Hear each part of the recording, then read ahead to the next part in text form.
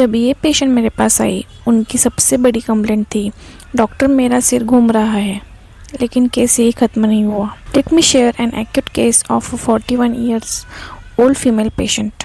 41 years की female patient मेरे पास vertigo की कंप्लेंट के साथ आई। उठने के 4-5 घंटे बाद वर्टाइगो शुरू होता है, सर घूमता है। एसोसिएटेड कंप्लेंट्स लेकिन सिर्फ वर्टाइगो तक लिमिटेड नहीं थी। टाइट पॉनीटेल या हेयर क्लचर लगाने पर हेडेक स्टार्ट होता है, आंखों में हेवीनेस, वर्टाइगो के दौरान आराम करने की इच्छा, सुबह वाटरी नेजल डिस्चार्ज, डस्ट की allergy, patient is thirsty. Summer season में उनके दोनों हाथ के और पैरों के पंजे तलवे में बर्निंग सेंसेशन होता है। Past history of heavy menstrual bleeding, history of low BP. On asking about any stress, patient ने बोला फाइनेंशियल स्ट्रेस होता है, फैमिली की रिस्पॉन्सिबिलिटीज़ भी है और झगड़ा पसंद नहीं, झगड़े से कंप्लेंट बढ़ जाती है, किसी ने कुछ बोल दिया तो कंप्लेंट बढ़ जाती है।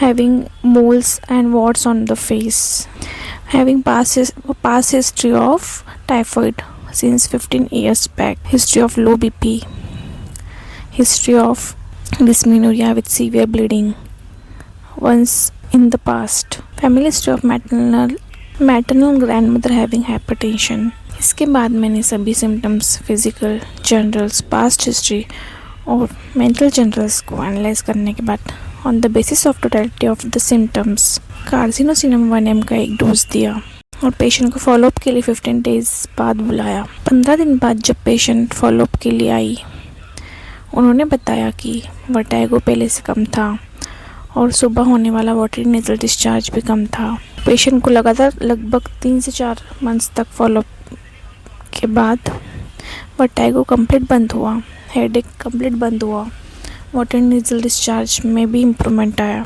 इस केस ने फिर से यही याद दिलाया कि एक ही कंप्लेंट के पीछे हर पेशेंट की कहानी अलग हो सकती है, इसलिए सिर्फ डिसीज़ का नाम नहीं, पेशेंट की पूरी कहानी समझना भी महत्वपूर्ण है। क्या आप ऐसे और रियल क्लिनिकल केसेस की प्रेजेंटेशन देखना चाहते हैं? Follow for more clinical case discussions. Thank you.